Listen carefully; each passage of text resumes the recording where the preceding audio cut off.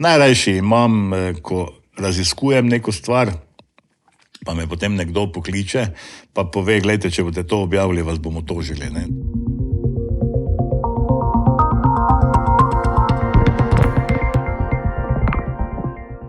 3. maj 2021 je poseben datum za naše uredništvo. Prav s tem namenom smo rekli, da v podcast povabimo našega idejnega vodja in tudi odgovornega urednika lokalnega medija outer24.si. Zmago, lepo pozdravljen. Ja, lep pozdrav tebi in seveda lep pozdrav vsem tistim, ki nas gledajo ali pa poslušajo. Kakšen je prvi tvoj zdaj občutek? Vseeno, midva upravljava razgovor, bova imela podcast o outer24.si, nervoza. Ja, ne vem, naj se naprej opravičim našim gledalcem, poslušalcem, ker niti enega vprašanja nisem dobil naprej, tako da sploh ne vem, kaj me čaka. Ampak načeloma ti si bolj pristaš tega, da se vprašanje naprej ne pripravlja. To je res, ja. Okay. Ko gre za sogovornike, ne za mene. Če se vrneva čisto na začetek, Zmago, ti si bil tisti idejnik, ki si rekel, Nina, čas je, da nekaj naredimo, da spremenimo to medijsko krajino Slovenskih Goric. 3. maj 2021. Kako si prišel na to idejo in kaj se je v tem času v roku 5 let spremenilo? Ali je ta ideja se tudi kaj transformirala? Ma ne, ta ideja je bila živa že kar več kot 10 let. Dejansko takrat, ko sem predlagal, da bi Slovenske Gorice lahko imele svoj časopis, to so bile takrat Outerjeve novice, sem predlagal takrat kolegijo županov, da bi takrat naredili tudi spletno stran. Takrat se še ni govorilo toliko o spletnih medijih, to je bilo leta 2007. Kajti zdelo se mi je, da časopis Mesečnik je vseeno bistveno premalo ljudi obveščati enkrat na mesec, glede na to, da je takrat to območje bistveno bolj bilo prepredeno z enega dela z Pomorskim vestnikom, z druge strani z tednikom, potem Štajerskim tednikom in pa seveda Dnevnik Večer, ki ga je nekoč v Slovenskih Goricah imelo naročeno vsako uredništvo, vsako gospodinstvo, ne uredništvo. In težava se je pojavila potem, kajti po krizi so ljudje pričeli se odjavljati od teh časopisov in takrat, če nismo govorili o novinarskih puščavah, a meni se je zdelo, da Slovenske Gorice so kraje, ki jih ne doseže noben medij, katerega, da bi lahko oglaševal ali obveščal preko enega medija, ker so bile razdeljene na več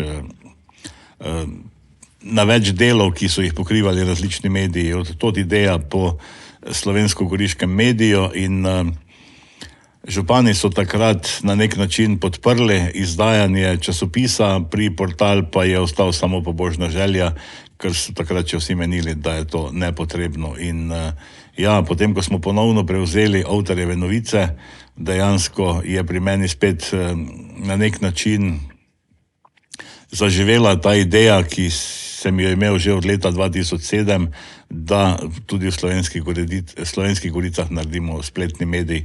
In tako je 3. maja 2021 res nastal spletni medij Outer24, ki so se mu nekateri nasprotniki takrat smejali. Ampak mislim, da smo si v 5 letih nekako pridobili zaupanje naših bralcev. Zakaj se ti zdi tako pomembno, da bi dajal lokalne informacije oziroma informacije Slovenskim Goricam? Vedno to poudarjaš. Poznamo več vrst novinarstva in najtežje novinarstvo je lokalno novinarstvo. In posebej danes, ko so vse večje, velike dopisniške hiše, medijske hiše ukinile dopisništva, naprimer, nekoč je v vsakem kraju bil dopisnik, ne vem, večjega časopisa ali večje televizije. Danes tega več ni. Dejansko kapital je svoje naredil. Jaz sem na to opozarjal takrat, ko se je sprejemal zakon o medijih in ko so v zakon o medijih zapisali, da je lahko odgovorni urednik in direktor podjetja ista oseba, sem jaz nekako takrat zaznal in tudi govoril o tem, da je tu konec neodvisnega novinarstva, kajti delo urednika je, da skrbi za bralce, za ekipo, da priskrbi kvalitetne informacije, poglobljene članke.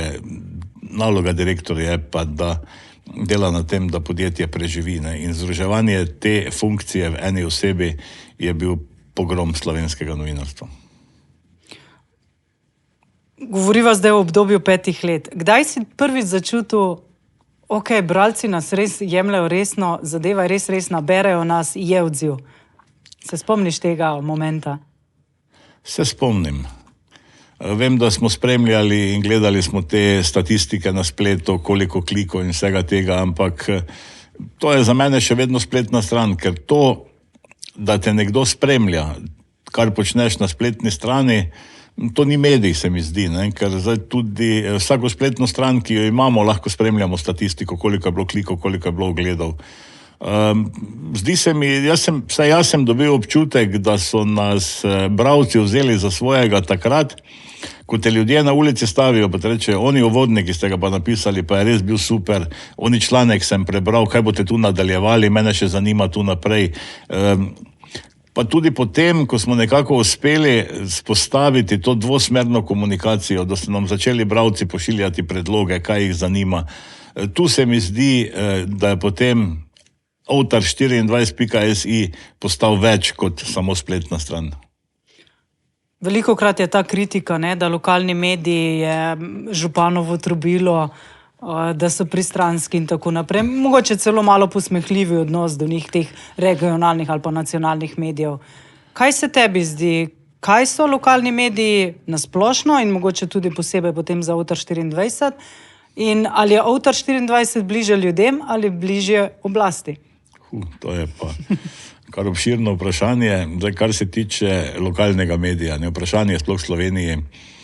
Dobro, pustimo to, da se vsi deklarirajo za lokalne medije, ampak zdaj tem, ko ima nekdo spletni portal, pa piše o tem, kaj se dogaja na kmetiji, pa potem na poroki na prvi pogled, za mene to ni lokalni medij, ne? Pa tudi novinarstvo ni, da prepisuješ črno kroniko, ko policisti podajo svoje poročilo, kaj so v zadnjih 24 urah počeli, ne? Ampak ja, to je klikano, to gre za clickbait novinarstvo, ki zdravo kmečko pametjo in z novinarsko logiko nima nič skupnega. V Sloveniji je, si priznamo ali pa ne, zelo malo lokalnih medijev. Mene v življenju druga ni zanimalo kot lokalno medij, mene velike mediji nikoli niso zanimali in vedno mislim, da je to največji problem in tudi v prihodnosti bo vedno večji problem, vedno večja težava, kvalitetna lokalna informacija. Kar najbolj se nasmejim, ko pišejo novinarji nekih spletnih portalov ali pa tudi časopisov iz glavnega mesta, ki imajo sedež v Ljubljani in potem pišejo, da je se nekdo oglasil v Prekmurju, potem pa se še ustavil v Lenartu v sosednji vasi. To pomeni, da pišejo ljudje o stvareh, ki sploh pojma nimajo niti lokacijsko, kje se ti kraji nahajajo, kaj da še bili poznali utrip kraja. Dober novinar mora biti na terenu. Včasih smo rekli v uredništvu, da imamo prašinare, za novinarjem se mora stalno kot za dobrim konjem kaditi, mora biti na terenu. To je osnova vsakega dela, da zazna utrip ljudi, ne? In tudi najpogostejša napaka v sodobnem času je to, da mi ljudem določamo, kaj naj berejo. Ampak to je napaka. Mi moramo iti med ljudi in ljudi vprašati, in oni nam morajo povedati, kaj njih zanima. Zdaj, če sem si prav zapomnil vprašanje, ker je bilo kar obsežno. Lokalno novinarstvo pa potem, če se preslikava na Avtar24, na Avtar24, ali je bližje ljudem ali bližje oblasti? Če je bližje oblasti, potem je nekaj hudo narobe z nami. Mislim, da nismo tako blizu oblasti in to je ravno težava, ne? Ravno zaradi tega, če nisi bliže oblasti kot ljudem, imaš težave. In mi imamo kar nekaj težav s temi lokalnimi politiki. Eni nas prezirajo, blatijo, ampak to je čisto normalno, to je pač del te igre. In jaz mislim, da smo mi vsekakor bliže ljudem kot politikom. Jaz tudi se nasmejim, ko gledam kakšne izseke sej občinskih svetov, ko občinski svetniki na veliko razglabljajo, kaj avtar je neko trobilo in tako naprej. Ampak ja, to pomeni, če lokalna politika s tabo ni zadovoljna, si v službi ljudi, kar pa je osnovna naloga. In ko več ne bom v službi ljudi, vse če bom jaz urednik, nas več ne bo, pol je zadnji čas, da pač spletno stran vsekakor ugasnemo. Mogoče bi ravno to zdaj, lih si mi dal istočnico, se mi zdi zelo zanimivo. Si eden mogoče redkih novinarjev oziroma urednikov, ki ima svojo hrbtenico, bi lahko rekli, ker, kot si zdaj sam rekel, če ne bomo v službi ljudi, potem rajši dol ugasnem. Marsikateri se tem besedam ne bi mogel poistovetiti, ne? Vseeno ga nekje upognejo, če tako rečem. Ja, ampak jaz ravno vidim v tem največjo težavo, ne? Največjo težavo in na nek način, če smo prej rekla o lokalnih novinarjih, o županskih trobilih, o tem se veliko govori, ne? Dejansko je, kar precej medijev je županskih trobil na lokalni ravni. Posebej ti, ko delajo v eni lokalni skupnosti, potem je, če ne presežeš mej ene lokalne skupnosti, je težko biti neodvisen in če si 100% odvisen od financiranja lokalnih skupnosti ali pa tudi, če nimaš drugega vira financiranja, ne. Saj veš, ne, če bi se mi živeli od financiranja, naš portal, ne, pol ga že davno več ne bi bilo dejansko, ne. Mislim, mi zagotavljamo pač vire od drugot, ne, financiranja. Če bi se financirali iz lokalne skupnosti, potem nas že zdavne dolgo ne bi bilo, ne? In če bi bili odvisni od oglaševalcev. Ne? Je pa pač največja napaka, to zamerim tudi tej zadnji vladi, ko je sprejela novi zakon o medijih, ne? Da še vedno so ostala glasila občin, ne, občinska glasila ali županska trobila, ker jaz brez sramu imenujem in mi težko kdo dokazuje, da nimam prav, ker odperem eno občinsko glasilo, pa je na prvih 5 straneh pogovor z županom, vsaki številki, to mi potem veliko pove, ne. In ti intervjuji se letos zagotovo samo daljšajo iz številke v številko, kajti vemo, jeseni so lokalne volitve, ne, in potem bodo tudi izhajale posebne številke teh časopisov z pregledom, čisto slučajno, naključno, da ljudje pač vejo, kaj se je v zadnjih 4 letih dogajalo. Seveda bo pa to izšlo 35 dni pred dnem volitev, zaradi tega, da ne bi kdo očital, da je to njihova volilna kampanja. Ne. In težava, ki jo jaz vidim pri teh ljudeh, je to, da je pač kapital se zarezal vse pore našega življenja in če vse malo nimaš možnosti financiranja z drugih virov, tako kot se mi financiramo iz Evrope in tako naprej, potem financer, ki te financira nad 50%, si potem dejansko si njegov. Ne? In ko si enkrat njegov, ne vem potem, kako se lahko tega rešiš in kako lahko tudi ljudem pogledaš v oči. Ne? Meni je to vedno zanimivo, ko gledamo te razne tudi potem politična glasila in vse te stvari, ne, in se vsi tretirajo za neodvisno. Mislim, da smo si tu na jasnem. Meni ni problem, če nekdo reče, ok, jaz sem pa desni medij. Ni problema, ampak za ne govoriti, da ste neodvisni mediji dejansko. Ne. In kar se tiče lokalnega novinarstva, jaz mislim, da je lokalno novinarstvo v tem trenutku najtežje.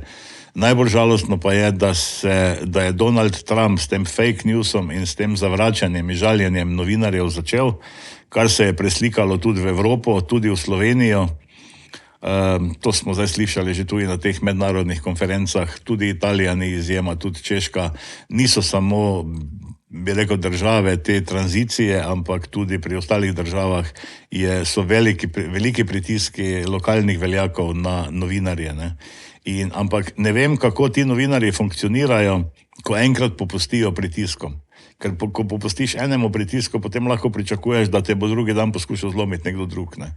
In ko enkrat zgubiš hrbtenico, je pač težava. No, jaz sem na vozičku, zato pač vem, ko imaš težave s hrbtenico, več ne moreš hoditi. Ne? In to je pač osnova. In novinar, ki popušča pritiskom, nima hrbtenica in potem tudi ne more biti verodostojen. Ne?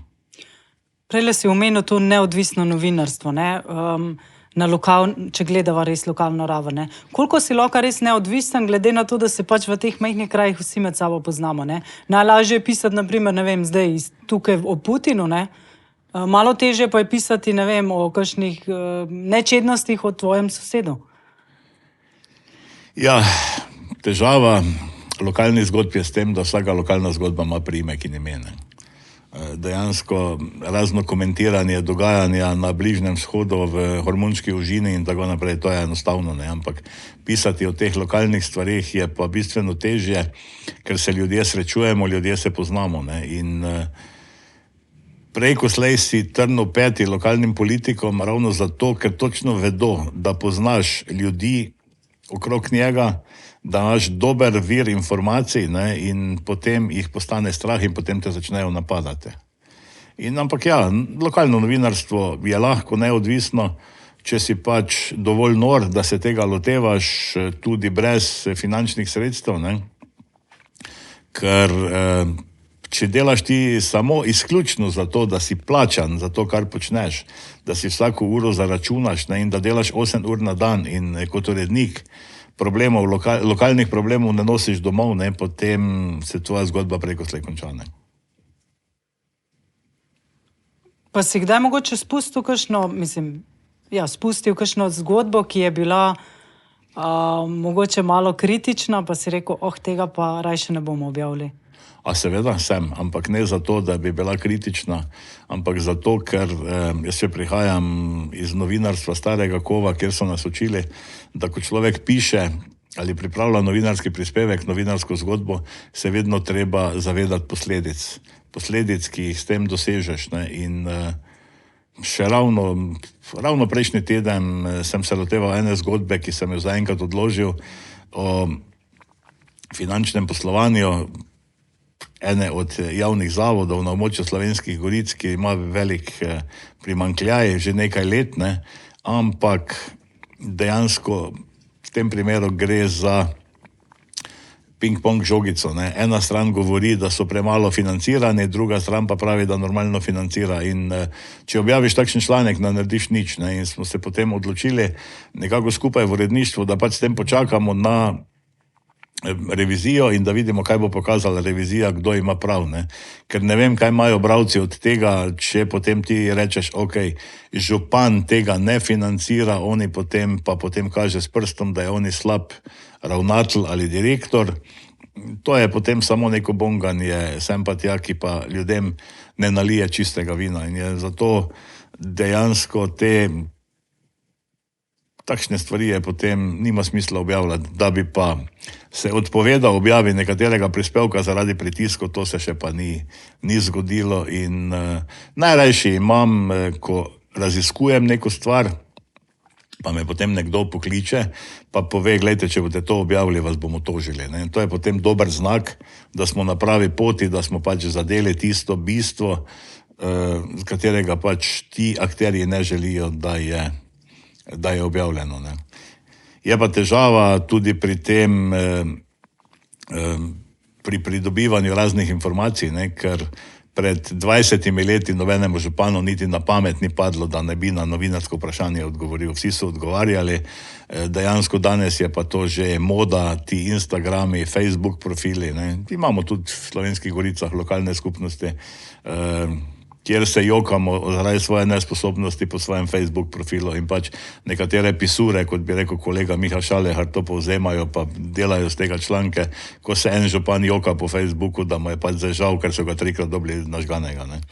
In mislim, to za mene ni novinarstvo in to ni zdravo kmečko logiko, pa z ničim nima nobene skupne stvari. Je pa res, da ko se neki župan ali pa lokalni politik nasplošno zavije v neki molk in pač potem komunicira z javnostmi samo prek svojega Facebook profila, jaz pravim, z njim nič ni narobe, s tistim novinarjem, ki to povzema, je pa nekaj hudo narobe.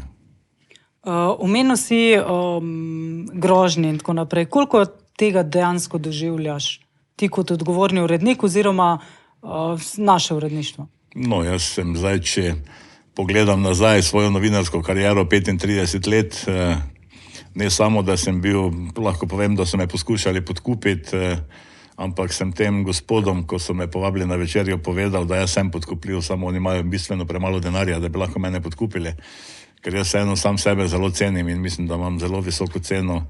Imel sem to čast tudi od domačega župana, sem bil fizično napaden, se me je lotil fizično, ne vem, razna šikaniranja, potem doživeli smo tudi to, zdaj, če se vrnemo na zadnjih 5 let, avtarja 24, dejansko sama veš, da smo bili napadeni, da je posamezni župan, namesto bi se ukvarjal z težavami občine, ki jih je veliko, ne, in se je ukvarjal pač z našimi strankami, klical, grozil, da bodo vsi dobili računsko sodišče, ki z nami poslujejo in tako naprej. Ne.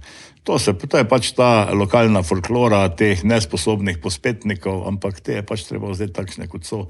In žal pač jaz pravim, težava je samo v tem, da se pač jaz zaenkrat pri svojem delu, ker mislim, da delam pošteno in se lahko pogledam zjutraj v ogledalo, ne bojim nobenega od teh, tako da so tega grožnje meni brez veze. Je pa tega kar precej poskušajo te onemogočiti, povzročajo ti škodo dejansko, tudi mednarodno škodo, nam konkretno, ker smo kot Kreativna pika, bivši izdajatelj avtarja 24, dejansko je tudi mednarodno podjetje, poslujemo s tujino in sama veš, da smo imeli kar nekaj težav s poslovnimi partnerji s tujine, ko se je pač eden od županov sam sebe ovadil in upam, da bomo kdaj res uspelo, da bo zaradi teh ovad prišel na dob. In ker ima kar nekaj stvari, ki bi se bile primerne za tja, ne. Mislim, da se tam tudi govori o porokah, tako kot zdaj v Mariboru, ko so se dobivali na provizijah, so se pogovarjali, da se dobijo na poroki in tako naprej, mislim. To je pač ta folklora in poskušajo ti narediti škodo vse posod, ne, in če tega nisi pripravljen sprejeti, potem je boljše, da se novinarstvo ne greš. Novinarstvo je način življenja, to je prva stvar, druga stvar pa je to, vsaj mednarodno, pa tudi ne samo ta vojna dopisništva pa te stvari, ampak tudi lokalno novinarstvo postaja nevarno. To je nevarni poklic, zato je tudi težko pritegniti mlade v ta poklic, ne, ker pač, ko je človek mlad, brez izkušenj, potem bistveno prej popusti, kot pa potem en starejši, kot sem jaz, na primer. Zmago, zdaj vse, kar si naštel, ne, si že dobil tudi od enega novinarskega kolega vprašanje, zakaj sploh to počneš? Zakaj to počnem? Zato, ker sem novinar. Jaz nisem pisura in ne želim biti nikoli pisura. Jaz to počnem zato, ker je to naloga novinarstva.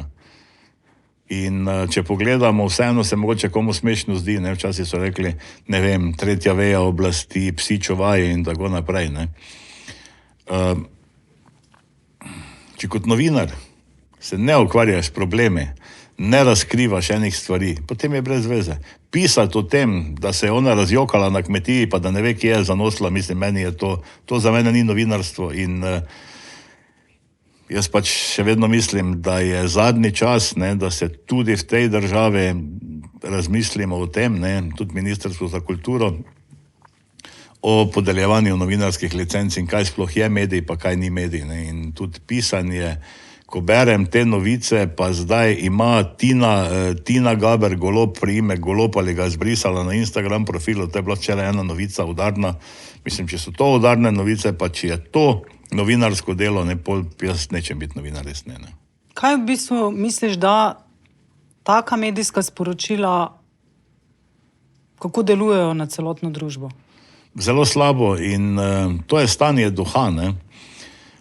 Ker tudi, če pogledava trgovino, ti danes greš v tehnično trgovino in rečeš, ok, jaz vem, da smo včasih šli v Avstrijo po video rekorda in si rekel, ok, želim imeti Philipsa, ta pa ta model, ne, in si to dobil. Če on je rekel, nijamo ga danes na zalogi, pridite za 3 dni, si ga za 3 dni dobil, ne. Danes pa prijemo v trgovino in potem rečeš, ok, rabim sesalec ali rabim ne vem kaj, želim kupiti. Glejte, gospod, tega je pa nam pravkar zmanjkalo, verjetno tega več ne boste dobili, imamo pa to, ne. Ne vem, zakaj bi dali toliko, ne vem, za nemški avto, imamo zdaj že Kitajca tu na lageru, tam za vogal stopite, navadno se ki bolj zadnji prodajajo, ne. In vedno ti trgovci svetujejo in isto je novinarstvo, kar je največja napaka, ne. Dejansko novinarji sploh več ne sprašujejo ljudi, kaj jih zanima. Tudi sami se ne znajo vsesti pa vprašati, kaj jih zanima. Pišejo samo to, kaj ljudje klikajo. In ta družba dejansko, ki živi v grozni krizi vrednot, ne, hlasta za takšnimi informacijami, ne. In jaz res ne vem, kaj se dogaja. Ne? Ravno sem se pogovarjal s kolegom, ki dela na enem od spletnih medijev, ki se ukvarjajo s temi reality šovi. Ne vemo, zakaj ti šovi nastajajo, o tem ne bomo zgubljali besed, ne? Ker pač si ljudje želijo neki pogled, neko zasebnost. In imajo prav dežurnega novinarja, ki zvečer spremlja te razne limonade in vse te stvari, ne? In da o tem napiše članek zjutraj prvo. Ne? In ne vem, kaj se ti more zgoditi, da se ti zjutraj zbudiš, odpereš oči in ob kavi želiš prebrati Slovenske novice. Ne? Ker mene pa res zjutraj, ko se zbudim, res ne zanima, kdo je imel prejšnjo noč prometno, pa kje je prišlo do pretepa, pa kolikokrat so policisti posredovali v zadnjih 24 urah. Ampak očitno je v tej družbi nekaj narobe, ker smo vrednote, pozabili smo na vse vrednote. Mi si postavljamo druge vrednote, ki temeljijo samo na samopodobi, pa potem mislim, da so to vzrok tudi družbena omrežja, ne? Ker na družbeni omrežji, ko si slabe volje, dejansko pa ko imaš neke težave, tega ne objaviš. Objaviš samo lepe trenutke, ne? In dejansko samo lepi trenutki, ne vem, jaz gledam te mlade iznakažene punce dejansko s tem botoksom pa s tem. Jaz se vedno rečem, ko tako punco vidim, boga punca, kakšne probleme imaš ti sama s sabo, imaš blazne težave s samopodobo, ne? In jaz mislim, da mediji z tem načinom dela, ko ga delajo zdaj, ti razni portali in te stvari, ne, in te, ne bom našteval teh imen teh revij, ker jih tak ne vem, ker so vsakokrat neke nove, ne, ampak vse so neki v stilu zadovoljna, pa srečna, pa ona, pa tretja in mislim to. Kdo to bere, ne, se pač, jaz pravim, da se mora zamisliti nad sabo, ne, kaj mu to prinaša dejansko. Kaj imaš ti od tega, če veš, da je zdaj ona bo pa jutri šla iz kmetije, naprimer, ne vem, ker z tega tak ne morem niti gledati, ne. Če obrneva ploščo pa rečeva, ok, zdaj smo malo povedala, mogoče kje so tiste problematične novice, kaj pa meniš, da so dobre oziroma novice, ki dobro vplivajo na družbo oziroma delajo neko dodano vrednost družbi? Kaj so za tebe dobre novice? Dobra novica je za mene ta, da ti opozoriš na težave, ki se pojavljajo v družbi, poiščeš v družbi težave, s katerimi se neka skupnost srečuje, poskušaš najti rešitev te težave in ljudem na tak način, ljudem z nekimi primeri dobrih praks svetuješ, kako se lahko tega lotijo in kako lahko to rešijo, ne. Pri nas pa zdaj trenutno velja, da dobra novica je samo slaba novica, kar pa ni res, ne. Je tudi ogromno dobrih novic, ne, in samo, če si vzamemo zvečer čas, pa pogledamo dnevnik ORF-a, vidimo čisto neko drugo sliko, kot pa če pogledamo to, ne vem, nacionalne televizije, to ne moreš temu reči, ne, ampak ko gledaš te dnevnike in ko gledamo te posnetke z Instagramov in tega, ne, to ni več novinarstvo dejansko, pa te razne ankete, ko 3 upokojenke povejo, da se je v trgovini vse podražilo in da zaradi tega niso zadovoljne, pa niso srečne, ne. To ni, ne, in jaz vedno pravim, bistveno dobra novica je tudi to, da ti predstaviš ljudi, uspešne zgodbe. Jaz pravim, Slovenske Gorice so lepe, neokrnjena narava, ogromno poštenih, delovnih ljudi živi tukaj, ne, in tem ljudem je treba dati glas, ne. Sama se vprašaj, ko gledaš tudi zdaj politiko, pa ko zdaj sestavljamo to vlado in te stvari, ne, kdo je po televiziji? Kdo so tisti, ki jih novinarji zaznajo? Tisti, ki kričijo, tisti, ki so glasni. Tisti, ko so pošteni in tihi v ozadju, jih nikoli ne vidiš. Če pogledava 90 poslancev, jaz sem prepričan, da jih več kot polovica dela pošteno, pa tudi dobro misli, ampak teh nikoli niso pred mikrofonom. Povabimo pred mikrofon samo tiste, ki kričijo, ki imajo pač velike probleme sami s sabo, s svojo samopodobo, pa z svojo pomembnostjo.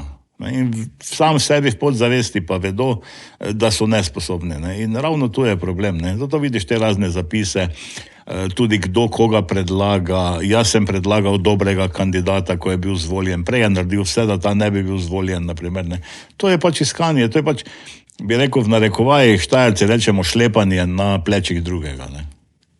In tega novinarji pač ne prepoznamo več teh zgodb in tu je, mislim, da največja težava. V bistvu imamo kar en problem, ampak dejansko, ko se mi ravno pogovarjamo, problem niso toliko ljudje, problem smo mi novinari sami, ne?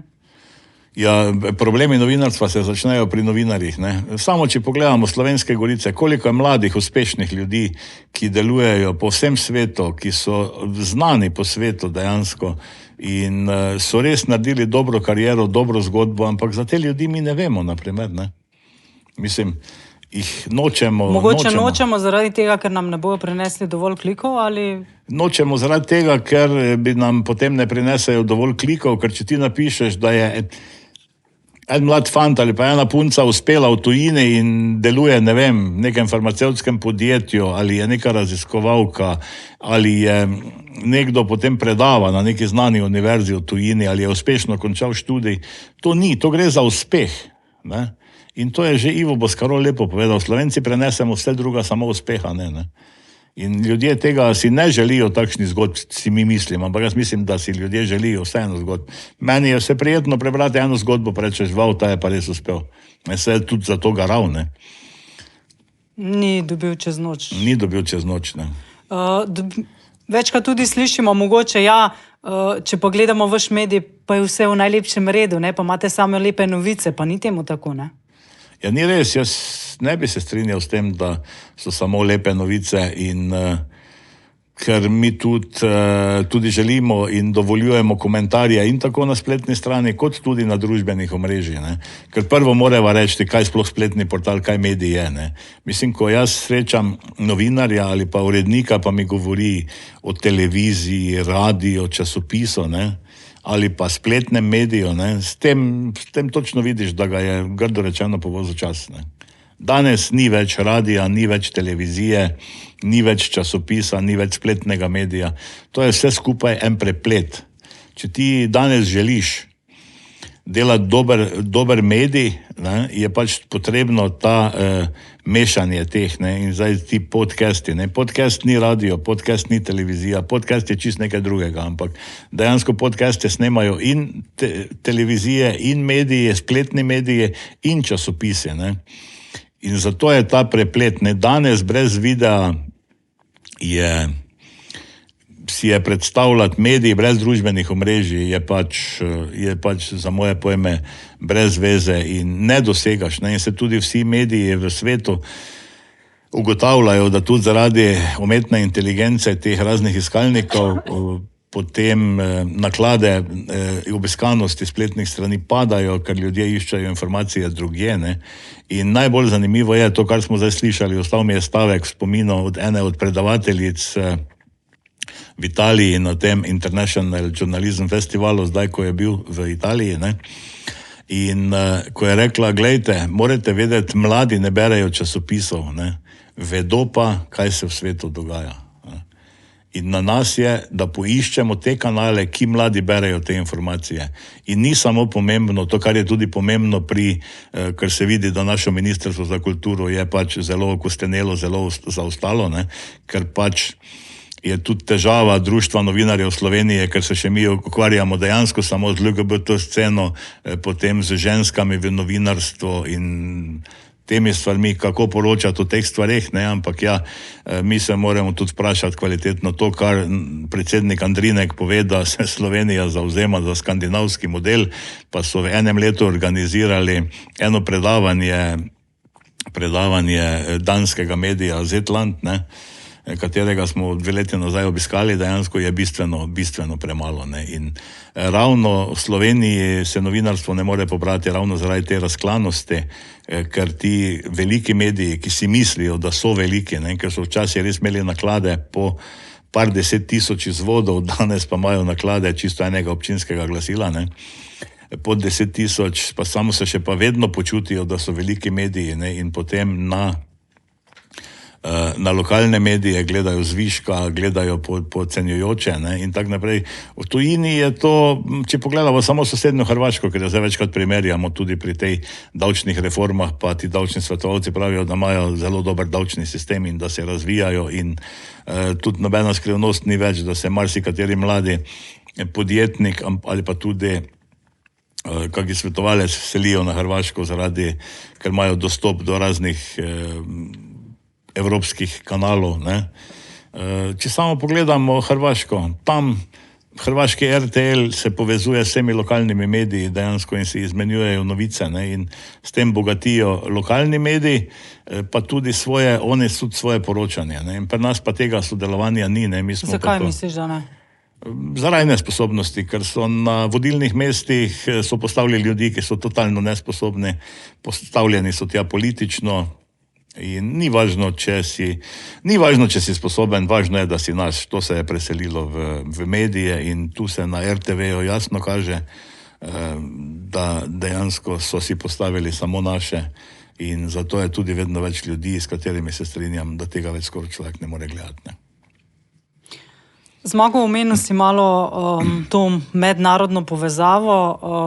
Reči mi, Outer 24 je postal kar nekako se vedno nekje giblje med evropskimi projekti, evropskimi mrežami. Še vedno ostaja torej lokalni medij in kaj ti ta evropska podpora oziroma tudi na svetovni ravni, če gledava kot ZDA, pomeni? Ja, v 5 letih je Outer 24 res postal mednarodni medij dejansko. Naredili smo nekatere projekte s kolegi iz tujine, tudi sedaj se pogovarjamo, da bi sodelovali z nekaterimi. V osnovi, kaj mi pomeni povezovanje z evropskimi inštitucijami, mi pomeni preživetje. Ne? Kajti na Ministrstvo za kulturo v Sloveniji se ne more zanesti, ne? Ker ta razpis se ve, ne? Da je pač namenjen tem radijskim postajam s posebnim statusom vlasti enega človeka v Republiki Sloveniji, ki se mu pač nameni toliko sredstev, ne? In potem malo drobtinic, ki pa z mize pade, pa še dobijo kakšni drugi mediji, če pač lepo poročajo predvsem o Ministrstvu za kulturo in o teh nebulozah Roberta Goloba v zadnjih letih, naprimer. Ne. In meni ta evropska povezovanja prvič mi to daje, ne vem, kako bi dejal, pač zaupanje, potrditev moje vizije, da smo na pravi poti, da delamo dobro in seveda nek del sredstev za preživetje tudi dobimo iz raznih evropskih inštitucij, tudi svetovnih inštitucij. Delali smo s Transitionom, konec koncev ti si trenerka Solution žurnalizma, potem delali smo Journalism Fund Europe, ne, vidi pa se tudi, delamo tudi z Bolgarijo, z bolgarskim skladom in vidi se pač, da smo tu v Sloveniji, ne, jaz tudi pogrešam, naprimer, nalogo Mirovnega inštituta, da bi začeli povezovati lokalne medije in tudi na tej osnovi delali kaj na samem lokalnem novinarstvu, na povezovanju slovenskih medijev, kar bi bilo nujno, seveda pri nas posebej še, ker je Slovenija zelo, zelo mali trg. Ne. In če gledamo tujino, tam se ti mediji med sabo povezujejo, tudi sama vidiš, ko se srečamo na teh mednarodnih raznih srečanjih, ni problema, so tuji mediji pripravljeni sodelovati med sabo, ne. V Sloveniji pa mislim, da ni, ne. Mislim, da tu, jaz sem poskušal spostaviti kar nekaj sodelovanja z mediji, ampak mi do zdaj še ni uspelo, zdaj pa ne vem, je z mano kaj narobe ali s kom drugim dejansko, ne. Kaj dejansko ti evropski projekti kot lokalnemu mediju dajejo? Lokalnemu mediju ti evropski projekti dajejo, kot sem dejal, tudi na nek način del financiranja, ampak ni glavni del financiranja. Dajejo nam izobraževanje in ti evropski projekti so mi zelo dobro nastavljeni zaradi tega, ker te silijo v neke nove pristope. Ja. Če gledava slovenski medijski razpis, je pač to, da te pač financirajo, zjutraj prideš, prebereš poročila, namažeš si kos kruha in potem ob 12 spet prebereš poročila, to je financiranje medijev in če imaš pač botera na Ministrstvu za kulturo ali enega politika, ki ti tam pač lahko dobiš tudi 100 000 evrov, naprimer, ne. In to je zgrešeno. Nikdar nihče ne vpraša teh ljudi, ne, samo potem pošlješ te papirje, da si pač ti to naredil, to ocenjuje sicer ena zelo grozno strokovna komisija, ne. In v glavnem je to, ne, in to je, psi lajajo, karavana gre naprej, vedno je isto, ne, vedno poslušamo, ne vem, radijske postaje, ki so financirane za lokalne novice, ne, in prva novica je potem hormonska užina, kaj je povedal papež, pa seveda tudi napadli so Trumpa, to so novice, ne, in to se tretira pod lokalne novice in tega nadzora ni v Sloveniji dejansko, tega nišče ne nadzira, ne. Dočim pri evropskih razpisih, pa sama veš, dejansko je pa treba vedno obrati neke nove pristope. Evropa je pripravljena, Journalism Fund Europe je pripravljen podpreti projekte, ki so inovativni, ki nagovarjajo, ne vem, ranljive skupine, drugačne populacije, drugačne pristope. In to je tisto, kar ti daje. Druga stvar pa so ta razna izobraževanja, ampak ne toliko, kot je to, ne vem, v Sloveniji, da pač eden profesor iz FDV-ja predava v novinarstvo, ne, ker pač teorijo, ne. To so pač ljudje, ne, in na teh Zoom srečanjih potem se novinarji med sabo pogovarjajo iz celega sveta o svojih izkušnjah, ne. Potem na teh srečanjih lahko tudi izmenjaš kontakte, ko imaš neki problem, se lahko tudi obrneš tujino na kolega, ga vprašaš, kako oni to rešujejo, kako je pri njih urejena ta zakonodaja, ne. Jaz mislim, da to predvsem bogati in sili uredništva v neke nove pristope, ne. Mi smo dejansko prek teh razpisov ravno začeli snemati podcasta in vse te stvari, ne. Mislim, če potem pop-up podcaste, da gremo na teren, da na terenu snemamo podcaste, da gremo med ljudi, da predstavljamo mediji, da opozarjamo na problem dezinformacij in vsega tega, ne. Če to prijaviš na Ministrstvo za kulturo, po mojem te razglasijo za neprištevnega, ne. Zakaj meniš, da je izobraževanje novinarjev tako pomembno? Ja, za kateri poklic pa ni? Saj kdo je pa lahko v svojem poklicu uspešen, če se ni pripravljen izobraževati, ne. Mislim, osnovno orodje novinarja, ko sem jaz začel novinarsko delo, ne, jaz sem začel na televiziji, je bila takrat res beta kamera, težka 14 kil, ne, stojalo od 8 kil in potem pa kulica pa list papirja, ne, vse druga nismo imeli pa mikrofon, ne. Danes je, če pogledam teh, pa rečemo 35 let nazaj, ne, novinarstvo je postalo čist nekaj drugega, ne, in spomnim se še novinarske ekipe, ko smo bili 3-4 na terenu, ko smo delali televizijski prispevek, ne, danes sta to maksimalno 2, ne, kamerman in novinar, ne, v nekaterih primerih tudi prek satelitskega oddajanja, živo oddajajo novinarji sami, ne, in potem novinar ni več tisti, ne, in mi imamo tudi na tem področju zelo okostenele fakultete, ne, ki še vedno izobražujejo novinarje, ne, novinar danes več ni tisti, ki se zaveda, da more pri novinarskem delu, ko piše članek, odgovoriti na 7 novinarskih vprašanj, kdo, kje, zakaj, kako, ne. To je mimo dejansko. Novinar mora iti danes na teren, mora ugotoviti, mora biti med ljudi, mora izbrati to, kar ljudi zanima, potem pripravi objavo za družbena omrežja, zbere informacije, zbere izjave, si jih posname, naredi video za družbena omrežja, za Reels, to je osnova vsega tega, ne. In to je čist nekaj drugega in zelo težko je, če poznaš ti teorijo novinarskih zvrsti, pa ne veš, kaj je MP3, kaj je MP4 ali pa kaj je Reels ali pa kaj so družbena omrežja, ne. Potem je to delo zelo težko, ne, ampak to, kar zdaj vsi razlagajo, tudi uporaba umetne inteligence, ne. Jaz sem prepričan, da zaradi umetne inteligence noben novinar ne bo ostal brez dela, ne. Bo pa brez dela tisti novinar, ki ne bo znal uporabljati umetne inteligence. In to je bistvena razlika in tega se mi v tej državi bistveno premalo zavedamo. In to ti ravno povezovanje s temi mednarodnimi inštitucijami ti tu daje te možnosti sodelovanja in tudi izobraževanja in izmenjave dobrih praks, kar pa je osnova, ne. Omenil si umetno inteligenco, pa se jo kar malo dotakneva. Koliko tega se uporablja v našem uredništvu in kakšno vlogo ima? Ja, v našem uredništvu umetno inteligenco uporabljamo, zato imamo tudi pravilnik, ki je sprejet o uporabi umetne inteligence, tudi kar je narejeno z umetno inteligenco posebej označujemo. In umetna inteligenca pa ima vlogo ravno, ker vsa uredništva V tem času, tudi sedaj napovedujejo veliko krizo, ne, se spopadamo s finančnimi težavami in dejansko težko je pridobiti več finančnih sredstev, lahko pa edino na osnovi tega, da pač zmanjšaš stroške na ta način, da uporabljaš umetno inteligenco, naprimer, ne.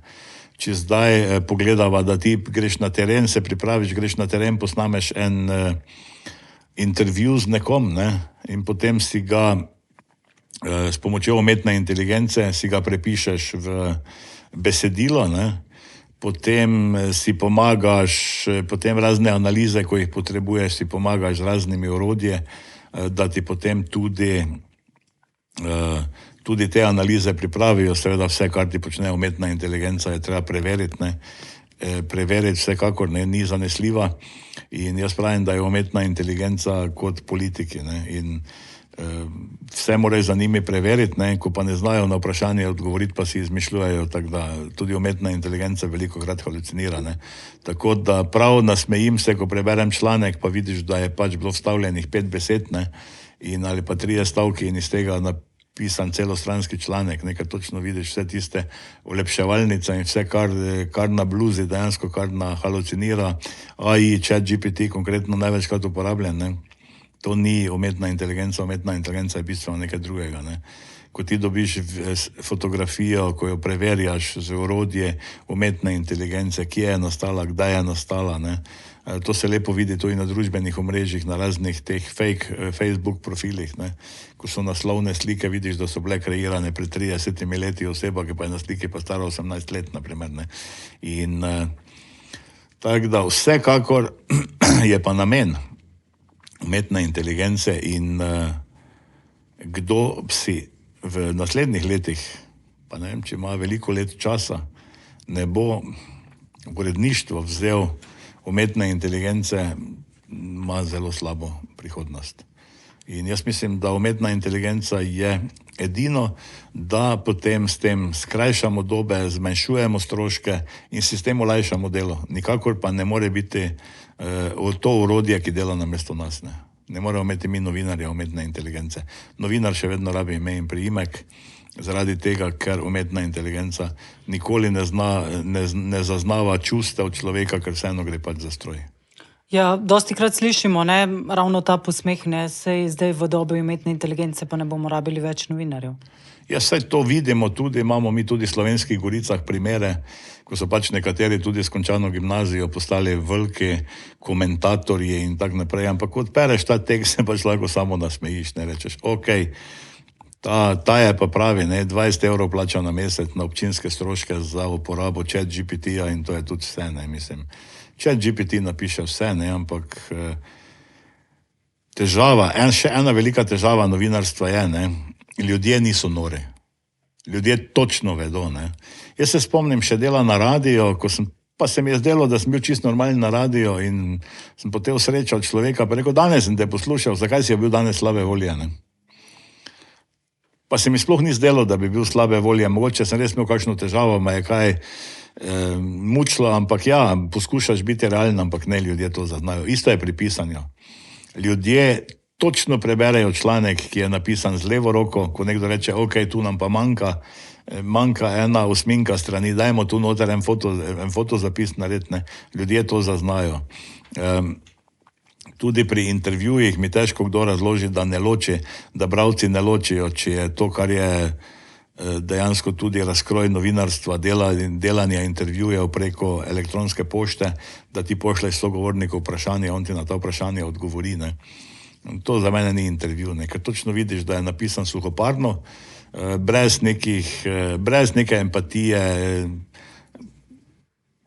Novinar pač ne ve, o čem piše, dejansko piše pač to, kar mu je sogovornik odgovoril, ampak to je daleč od nekega resnega intervjuja, ko so ga včasih delali 3 ljudje, 2 novinarja pa en fotoreporter, ne.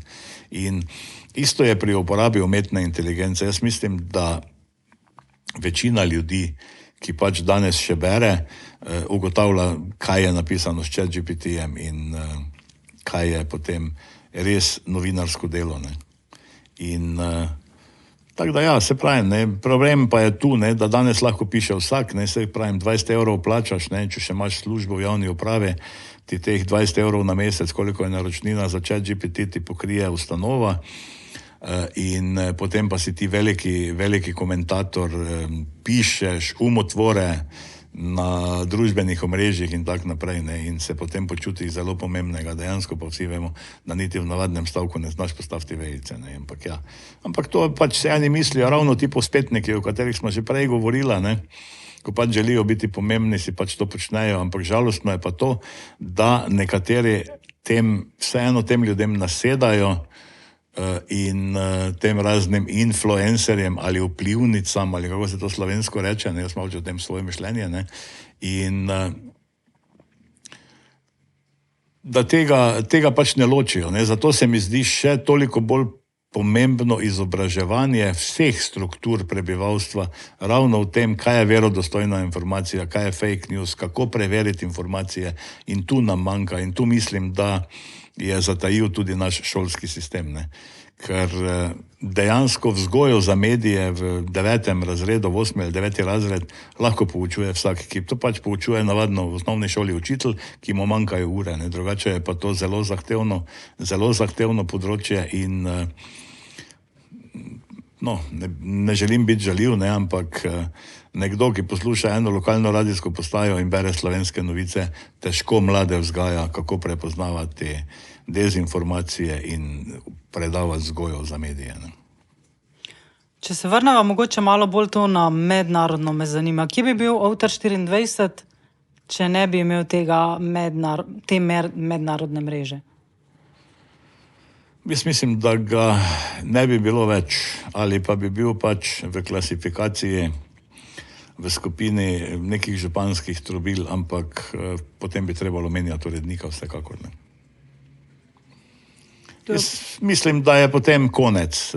Ko se ti zapreš v neko lokalno, saj tudi v našem okolju poznamo medije,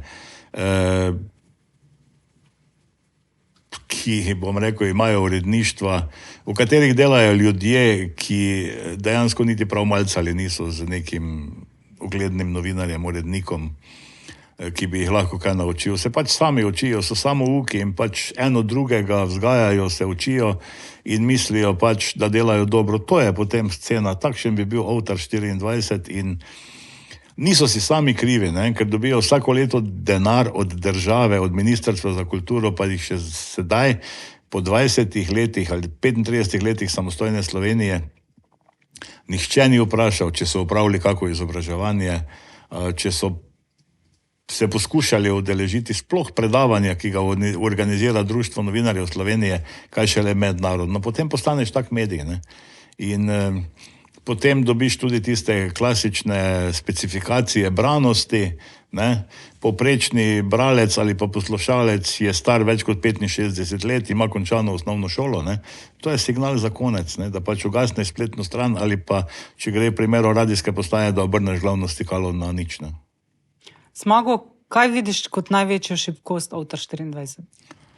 Največjo šibkost Ovtarja 24 vidim dejansko v novinarstvu ekipe, pa ne da ekipa, ki je, dela dobro, mislim, smo povezani, ampak premalo poglobljenih zgodb, predvsem manjkajo poglobljene zgodbe, ki pa jih je pač težko početi s takšno malo ekipo. Čeravno imajo nekateri občutek, da je ekipa Ovtarja 24 zelo velika ekipa, saj je dejansko ekipa, res je ekipa, ampak O kako veliki ekipi tu govorimo? ja, govorimo o par ljudeh, ne, ampak ja, imamo pa kar nekaj rednih dopisnikov širom Slovenskih goric, ki nam pač potem podajajo razne informacije, ki so vir informacij v osnovi preverjeni in dejansko ti ljudje so tudi del uredništva, ker brez teh ljudi mi velikokrat ne bi vedeli, kaj se na terenu dogaja, ne. To so pač novice iz prve roke, zato jaz pravim, da je uredništvo široko in verjetno je zaradi tega tudi imajo ljudje občutek, da je da je članska, več novinarska ekipa Avtarja 24 zelo velika, kar pa ni, ne, saj govorimo o 5 ljudeh dejansko, ne. Čist tak nisem zdaj točno štel, ampak nekje tu do 5 ljudi, ne, ampak na terenu pa imamo kar precej ljudi po raznih lokalnih skupnostih, ki so nam pa vedno pripravljeni kaj napisati, poklicati, posredovati informacijo, danes se je zgodilo to, danes se dogaja to, ne. Naj pa povem, ne, saj mislim, da to naši bralci vedo, mi se s črno kroniko pa s temi stvari ne ukvarjamo, kaj jaz pravim. Moje osnovno vodilo je bilo, ko smo začeli, vem, da se je zgodila prometna smrtnim izidom in so ljudje kar klicali, zakaj tega ne objavimo, ne, in jaz, pač moje vodilo je, jaz ne želim služiti na nesreči drugih, ne, in zato teh stvari ne objavljamo. Če bi rekla Avtar 24, kaj dejansko vse to zajema, če gledava kot lokalni medij?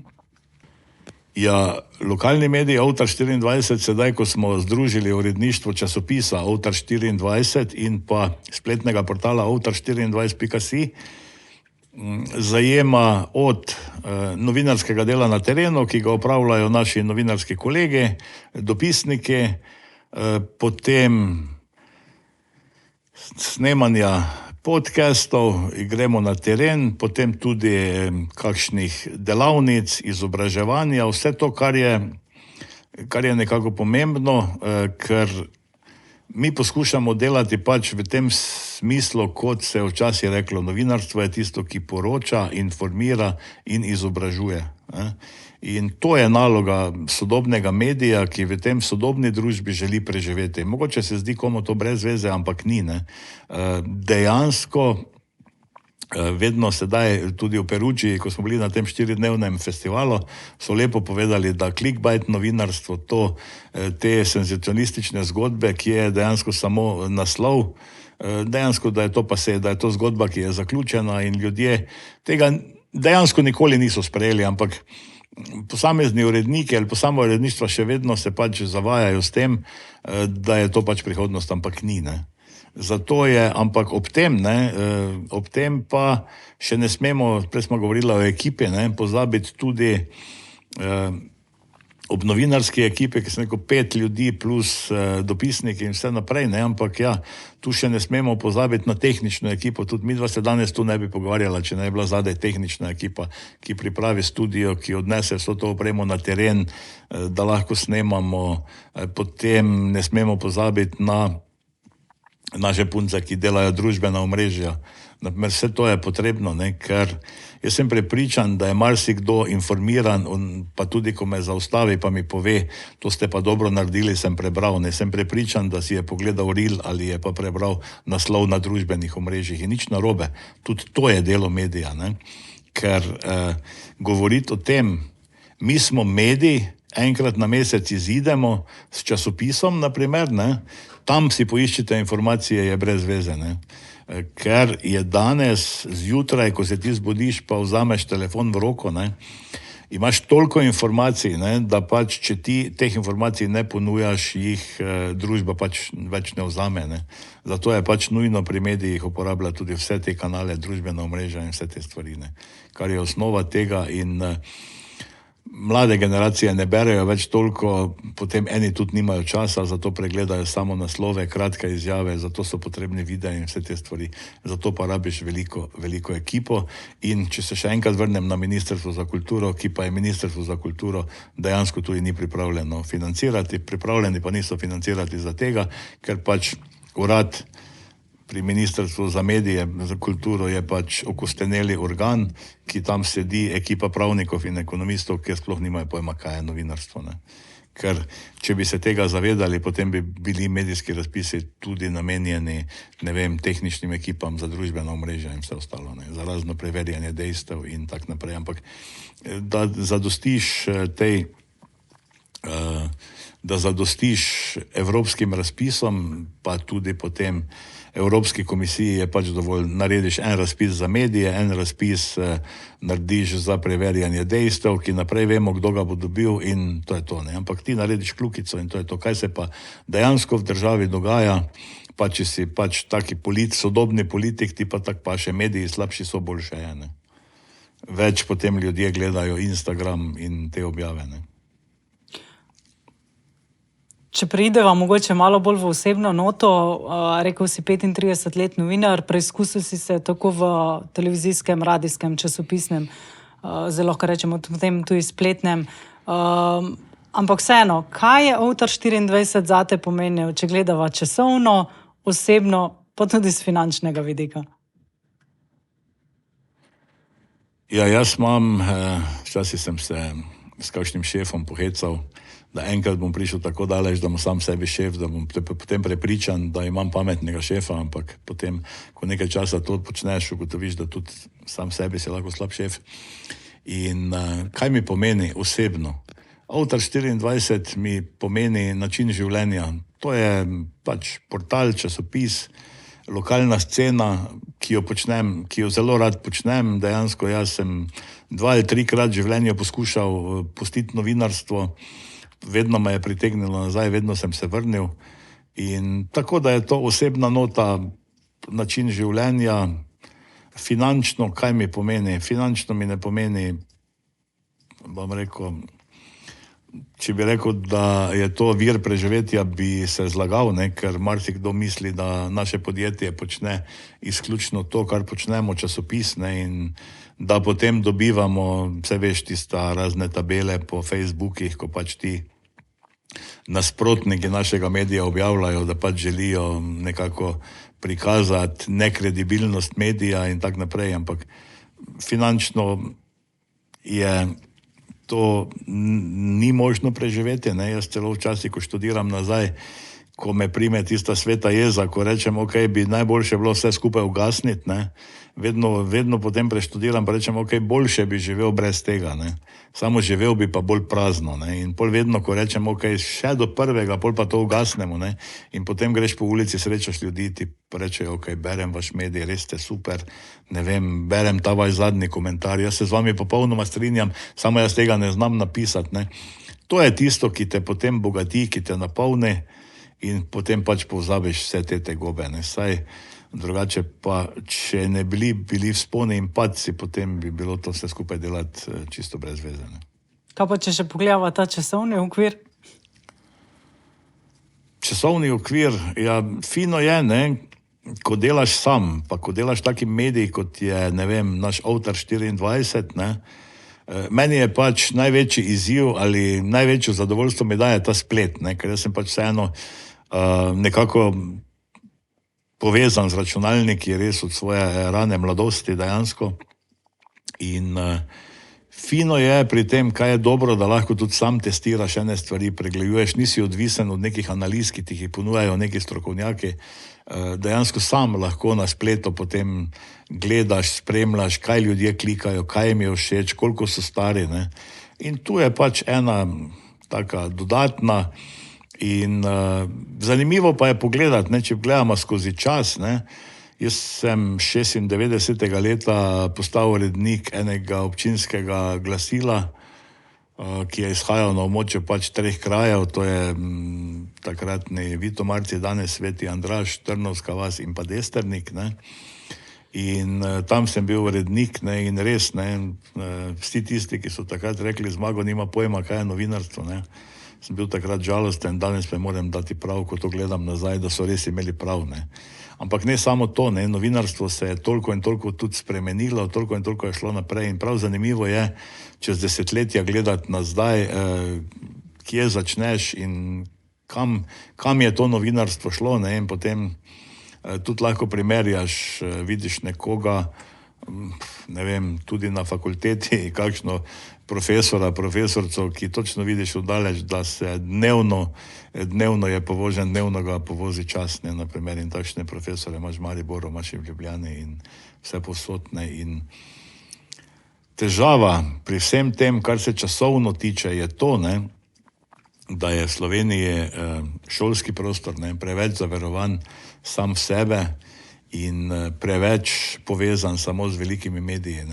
Jaz še vedno trdim, nas so učili, jaz ko sem začel delati na radio, so vedno rekli, pusti velike radio, konkretno na Radio Maribor, so rekli, pusti velike radio, idi delati na mali radio, tam se boš več naučil, ker boš, naši severni sosedi bi rekli, Mädchen für alles, deklica za vse, in tako se naučiš največ. In jaz sem pač imel to srečo, da sem delal po manjših medijih, zamenjal sem številna uredništva, imel sem dobre urednike, žal so eni danes že pokojni. Ampak ja, mislim, da me je to izoblikovalo, dejansko ravno ta raznolikost me je izoblikovala in zato želim tudi pri tem Outerju 24 ravno našim bralcem ponuditi to raznolikost. In to se mi zdi, da nas bogati dejansko. Ne. Kako te je pa ta mednarodni svet spremenil oziroma se te dotaknil kot urednika in kot novinarja? Ja, moram reči, da kar se tiče tega mednarodne dejavnosti, mednarodnih izobraževanj, teh konferenc, ko se udeležujemo raznih festivalov, pa vsega tega me je vsekakor zaznamoval. Ne. Jaz mislim, da smo, to bo zdaj malo samohvala, jaz mislim, da je Outer 24 naš medij, eden bolj resnih medijev, ki gre naprej, ki sledi novim tehnologijam, novim novinarskim pristopom in to je posledica ravno tega početja dejansko prek teh izmenjav tujih novinarjev, potem nasvetov, potem teh evropskih združenj, svetovnih združenj. Ne? In jaz sem vedno prisegal na preiskovalno novinarstvo, ne? In vidiš, da ti potem na teh panelih investigation žurnalizma ti povejo, da je to preživeta oblika, danes je to solution journalism, danci rečejo konstruktiv žurnalizem, ne? In dejansko potem ugotoviš, ne? Da ja, s tem ne dosežeš nič, ne? Ko ti pač nekdo stori napako v neki družbi, naj bo to politik ali bilo kdo, ne? Da se ti o tem razpišeš, da je naredil napako. Da ga nabiješ na... Tako, da ga nabiješ, tako.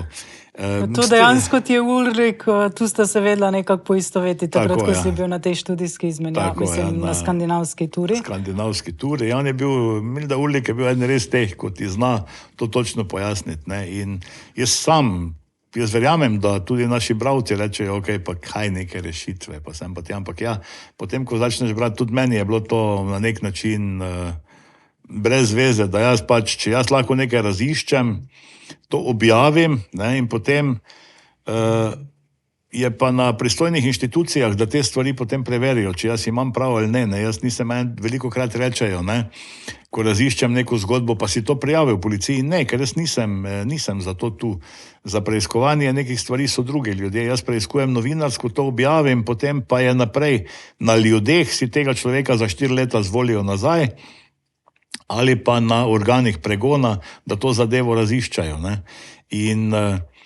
Ampak s tem, ko pa se potem poglobiš v te stvari, ne?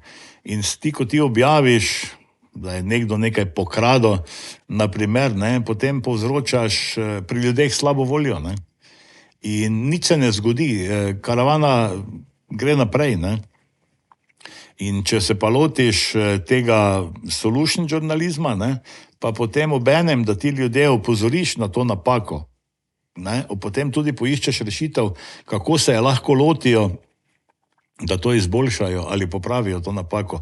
Na primeri dobrih praks, tako kot se mi novinarji eno drugega učimo, na primerih dobrih praks, ne? Tako potem lahko ti tudi družbi svetuješ na primeru dobrih praks, kako spremeniti neko zadevo. Ne? Seveda na ljudeh pa je, če to sprejmejo ali tega ne sprejmejo. Ne? Je pa res, ko smo imeli tu izobraževanje s kolegico Kajo Šeruga, ne?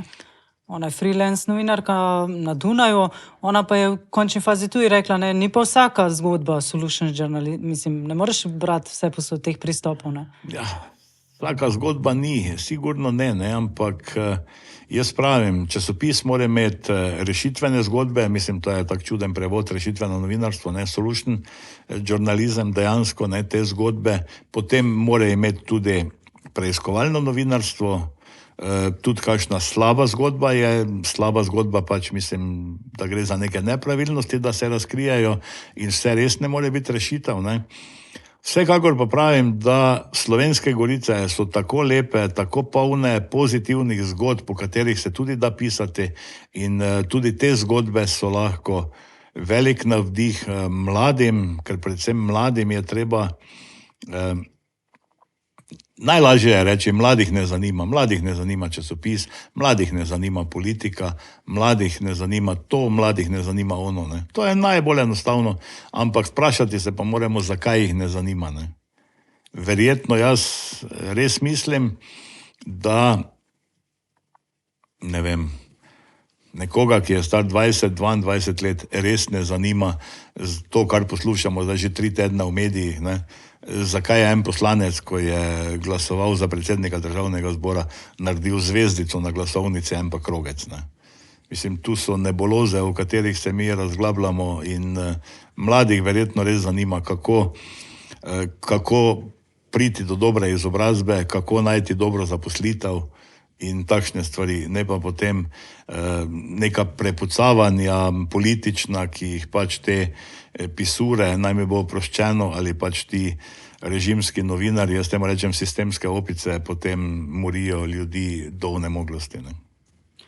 Mogoče za tiste, kjer ne vejo, a lahko mi razložiš čisto na kratko, kaj je razlika v bistvu med odgovornim urednikom pa novinarjem? Kaj so vloge? Ja, če si novinar, še vedno lahko reš na teren, pa ko te kdo pokliče, urednik je tako rekel, ne, urednik pa nima kaj, ne, urednik odgovarja za vso vsebino in dejansko je odgovoren za vsak članek, ki je objavljen, tudi če je podpisan ali ne podpisan, ne. In najbolj pomembno pa je, ne, da se mi zdi, ne, da pa smo mi zdaj, nekako smo osvojili že to, da novinar je lahko vsak. Ne. Piše danes lahko vsak, vzameš ChatGPT, ko smo se prej pogovarjali, pa nekaj napišeš in to je to. Ne. Naloga urednika pa je, da z tistega, kaj ti s ChatGPT-om napišeš, naredi članek. Ne.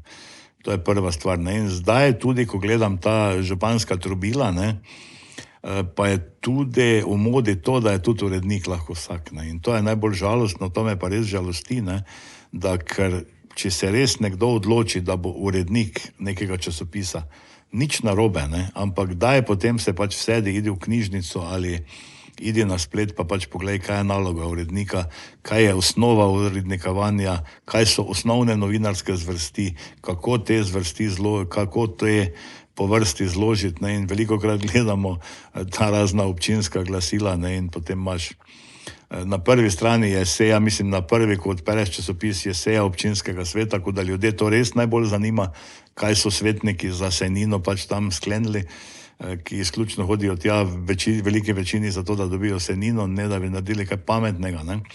In potem naslednja stvar je pa to, kako smo v šoli hiško zidali, pa pač ti nebulostični projekti slovenskega zajtrka in tak naprej. Ne. Vsako leto je to čisto isto, župan se slika z otroce, ko si marmelado mažajo na kruh, ne. In potem kakšna društva, pa to, kar se pa dogaja, pa je potem tam čist nekje na koncu. Ne. To se točno vidi, da pač to počne nekdo, ko res nima pojma, kaj je uredniška politika, ne, in kako zastaviti medij. Se pravim, tudi narobe je, ne, če pereš občinsko glasilo, pa je prvih 6 strani pogovor z županom. Ne. Ampak vseeno, ne, se mi zdi pa ljudje imajo radi, da imajo to titulo, ne, odgovorni urednik, ne, ali pa odgovorna urednica, fajn se sliši, ne. Ja, to je res. Nalog pa verjetno pa tistega vsega odgovornosti, ki pa prije od zadaj, tega pa ne bi imeli vsi verjetno.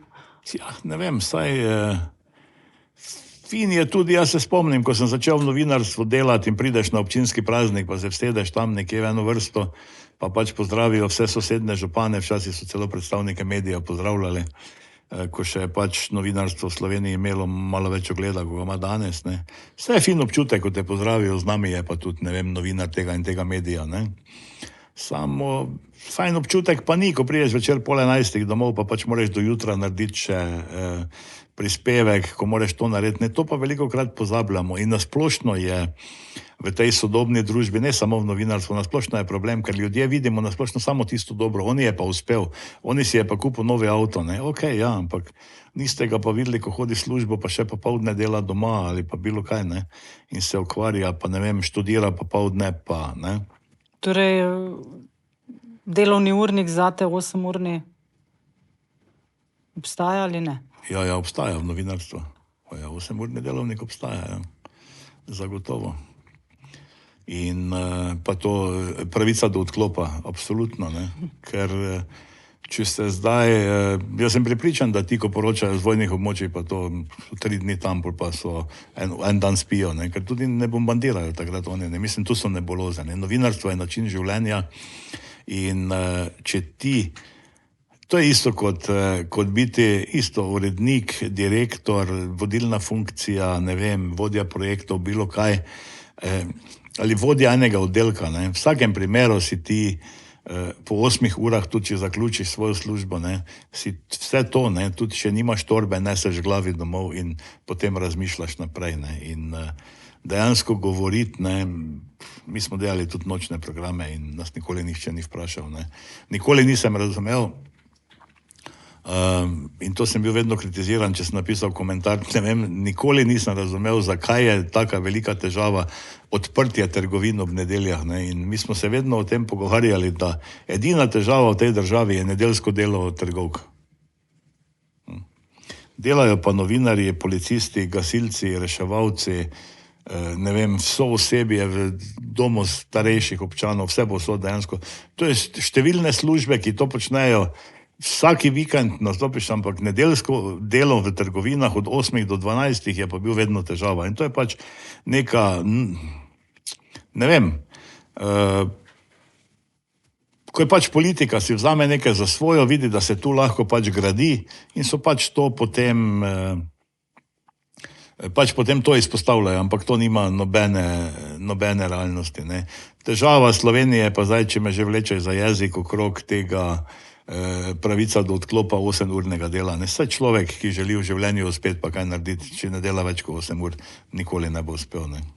Uspe lahko tako, ja, če ima je pač, ne vem, eden od vrhovnih politikov, stric, nečak, da je kot politika nečak ali pa kaj takšne stvari, drugače pa ne uspe, ne. Saj tudi če si bivši minister, pa greš na Dunaj na rezance, na špagete, pa te potem objavljajo, kako si se nerodno obnašal, ne, mislim, to za mene ni uspeh, ne. In mi preveč vidimo to, samo da ljudje uspejo, ne, kako pa do tega prideš, je pa v vsakem primeru je to garaštvo, ne, ampak pač težava Slovenije je pač ravno v tem, da mi nismo socialna država, mi smo še vedno socialistična država, ne, in to se odraža tudi na marsikaterem področju dela, in tudi kar se tiče teh zaposlitev in vseh teh pravic, ne. Da se ne razumemo napačno, jaz sem za to, da se ljudi ne izkorišča, ne, ampak zato so drugi vzvodi, kot pa te socialistične teorije Venezuele in vseh ostalih republik, ki so totalno propadle, ne.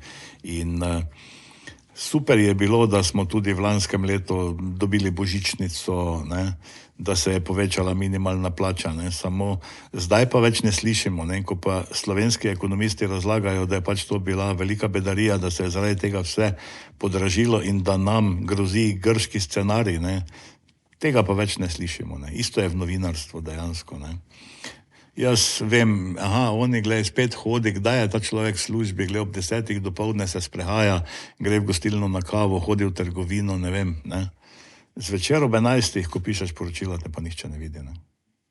In to je vedno tako. Zmago, če bi lahko, če zaokroživa zdaj ta 5-letni cikel in pa bi rekla tudi 35-letni, ker smo šla tudi malo še v preteklost, ne.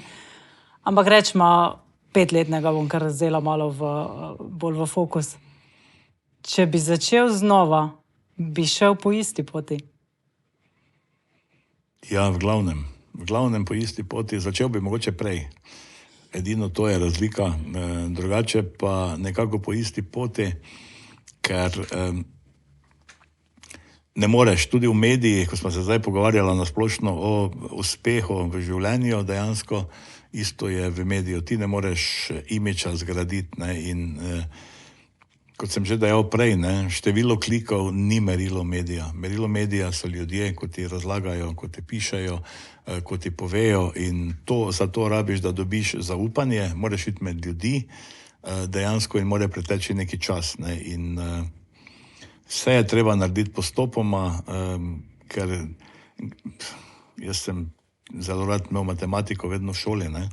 Ploščina pod Gaussovo krivuljo je vedno manjša od 1, ne, in če je hiter spon, tudi Gaussova krivulja hitro pade, ne, in zato je pač treba graditi počasi, na trdnih temeljih in potem, če gradiš to in delaš, potem ti uspeh skoraj težko uide. Vprašanje še v lokalnem okolju. Je mogoče kakšna zgodba, ki bi jo rad objavil, pa se zaradi posledic raje si vzdržiš objave? Ne. Takšne zgodbe ni. Težava so, dobro, zgodbe takšne so, za katere vem, ampak jih ne morem objaviti, ker bom kazensko odgovoren, ker ne morem zbrati dokazov. To je edino, ampak zgodba, ki je preverljiva, ki jo lahko objaviš, pa nikoli ne bi zamolčal. Težava je pa pač v tem, da vem, isto je zdaj ta afera Black Cuba s temi provizijami pa s temi stvarmi, Zdaj vprašanje je, tem smo se srečevali pri Patriji, ko je nekdo nekomu na neznanem kraju ob neznanem času predal neko neznano količino podkupnine. Potem, če greš o tem pisati, dejansko za to nimaš dokazov in si seveda kazensko odgovoren. Odvetniki imajo takšne zgodbe rad, ampak da bi pa vedel za zgodbo, ki se je zgodila, pa jo lahko dokažem, pa bi jo zamolčal, da je ne bi objavil zaradi posledic, potem je pa to hudo narobe. Potem pa res ne moreš biti več jezen, če te ljudje rečejo, da te ne berejo in te ne želijo. To je največji problem, ravno to v Sloveniji, ker smo mediji, se ravno v evropskem merilu, mislim, da smo se pogovarjali, ljudje bolj zaupajo prodajalcem avtomobilov kot novinarjem. In to je žalostno. In tu se moramo novinarji zamisliti, zakaj je prišlo do tega. In če bomo malo kritični sami do sebe, bomo hitro ugotovili, zakaj je do tega prišlo. Ker je preveč prekarnih delavcev v novinarstvu in ljudje se bojijo za svoje službe in so pripravljeni narediti marsikaj. Ampak dejansko tu je pa konec tega ceha in seveda tudi samostojnosti. Drugače pa, če ima kdo kakšno zgodbo, ni problema, z veseljem jo objavimo in nikoli se nisem spraševal za posledice. Zato pa je tudi sem v življenju imel več tožb, več kazenskih ovadb in tako naprej, ampak to je pač. Zanimivo mi je tudi ta neki fenomen tukaj, da dejansko dostikrat si veliko ljudi pozval k soočanju, predstavitvi argumentov, pa so se potem nekako umaknili v zadje. Niso želeli se soočiti s tabo. Zakaj misliš, da do tega pride? Zakaj ljudje tu glasni so, sicer ko je enosmerna komunikacija, ko pa je potrebno soočanje s tabo, se pomaknejo? To je čist normalno, ker dokler zadeva ni obelodanjena, ni raziskana, ni objavljena, ti potem vedno lahko še rečeš, kaj pa če, koliko oni zasluži in sem pa tja in te stvari. Potem imaš vedno politični material, da se lahko z njim ukvarjaš, nekoga žališ. Ko ti enkrat poveš, ko ti enkrat razgališ, razkriješ svoje finance in vse te stvari, ni kaj. Saj v Sloveniji imamo to težavo dejansko od osamosvojitve, ki nas je spravila tako daleč, da smo popolnoma razdeljeni, naprimer. To je konkretno dogajanje po drugi svetovni vojni v Sloveniji, ki ga mi ne moremo končati druge svetovne vojne po nobenem načinu. Ampak, ko se lotiš analizirati teh težav, kaj je bilo s temi, ko so bili po vojni pobiti, naprimer. Ti ljudje še danes niso pokopani. In to je sramota, ampak zakaj niso pokopani? Ker pa še to eni politični in drugi oblasti. Ker ko bodo ti ljudje naenkrat pokopani, več ne bodo predmet političnih debat. In isto je v tem, ljudje se ne želijo soočiti, ljudje so glasni, enim to ustreza, drugi se pa bojijo. To so vse v glavnem ljudje, danes nimajo hrbtenice in v politiko, naj mi bo oproščeno, prihajajo v glavnem pospetniki. Saj pametni in pošteni ljudje se politike vedno bolj izogibajo. Zmago, če zaključiva, kako vidiš Ovtarja čez 5 let? Osrednji mediji Slovenskih goric, to, kar je že danes in se bo še razširil in jaz mislim, da tudi prihaja čas, ker nekatere evropske države že razmišljajo, da bi nazaj uvajale knjige v šole, Tako jaz mislim, da se bo vrnila tudi doba in tudi v Skandinaviji je branje časopisa na papirju prestiž, ne. Jaz mislim, da smo mi vseeno del neke evropske skupnosti in mislim, da bo to počasi prišlo tudi k nam in da bo časopis dobil spet veljavo in nikjer ne piše, da Ovtar 24 ne bo, ne vem, tednik za 4-5 let. Ok, zelo dobre napovedi, no. Mogoče bi samo še zaključila z eno mislijo, pa me zanima potem tudi komentar, tvoj komentar. Bili smo na eni konferenci, ko je direktor Journalism Fund Europe dejal, imate moč, izkoristite jo. Vem, da je bil ta citat tebi nekako, si ga vzel k srcu in ti je dal tudi zalet za naprej. Ja, vsekakor. To govoriš o direktoru Journalism Fonda, kolego Idešu, ko je dejal. In to je res, to je res. Mediji imamo moč, ampak te moči se moramo zavedati in ne smemo je izkoriščati, ker če jo izkoriščamo, nam to bralci zamerijo. In vsekakor je pa to moč, ki se je mediji premalo zavedamo in tudi nacionalno združenje novinarsko v Sloveniji bo v tej smeri moralo narediti bistveno več, da se ugled novinarstva povrne. Ker govoriti o tem, da nas ljudje ne spoštujejo, pa sami v tej smeri ne naredimo nič, je brezpredmetno. Zmago, hvala lepa za tvoj čas. Upam, da smo zdaj kar na nek način dobro osvetlila dogajanje Ovtarja 24 kot takega, kot tudi lokalnega medija. Kaj je naša vloga, kaj je naš namen, kaj želimo dati našim bralcem, pa mogoče tudi in malo vrečiti kost, kaj lahko pričakujejo v naslednjih 5 letih. No, jaz sem bil malo kritičen, pač, ker imam kritičen pogled na družbo, ne. Drugače pa načelno, če za konec rečem, če pogledamo na splošno novinarstvo, ne, jaz vedno rečem, da vsi ekologi, naravovarstveniki opozarjajo, da bo cena vode, da bo voda v prihodnjih letih dobrina, ki bo najdražja, ne. Jaz mislim, da tudi kvalitetna informacija bo postala draga, kajti kvalitetne informacije se bodo plačevale in tako da je prav, da nas spremljate naprej in da se tudi izobražujete v tej smeri dejansko, kaj je verodostojna informacija.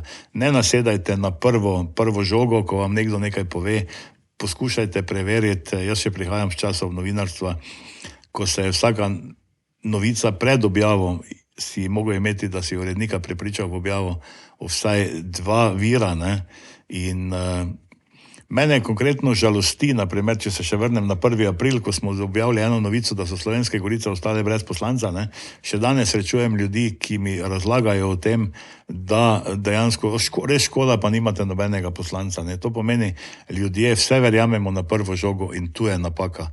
In tu je naloga tudi medijev, tudi izobraževalnih ustanov, tudi lokalne skupnosti, tudi lokalnih veljakov, da vsi skupaj nekaj naredimo v tej smeri, da bodo ljudje bolj previdni, bolj preverjali informacije, kajti potem bo za vse lažje. Za tiste seveda, ki mislijo pošteno. Ok, zdaj bi mogoče lahko se kar malo povezala s tistim dogodkom, ko je bil zdaj, ko so kuhali neki golaš, ali kaj je bilo, pa so delili piškotke in isto tisti strokovnjak rekel, ljudem je potrebno dati v zavest, ne, da vsega, kar ti ponudijo, pa ne poješ, ne.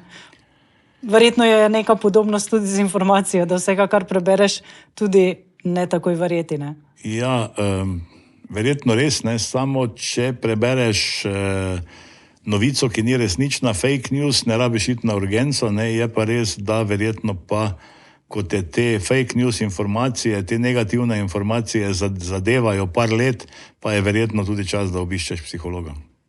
Ok, hvala lepa, Zmago. Zaključiva mogoče z malo bolj spodbudno mislijo. Ja, kot sem že dejal, gremo naprej, svet ni črno-bel, svet je barven in velikokrat ga nam ravno politiki poskušajo prikazati črno-belega. Naloga nas novinarjev je pa, da ga naredimo nazaj barvnega in to bo tudi v bodoče naše delo. Hvala lepa. Hvala za povabilo. Ovtar24.si izvaja pobudo, ki jo podpira Inštitut za odprto družbo Sofia in jo sofinancira Evropska unija v okviru projekta Media Resilience. Izražena stališča in mnenja so izključno stališča njihovih avtorjev in ne odražajo nujno stališč Evropske unije, Evropske izvajalske agencije za izobraževanje in kulturo ali Inštituta za odprto družbo Sofia. Niti Evropska unija, niti EACEA, niti OSIS ne morejo biti odgovorni zanje.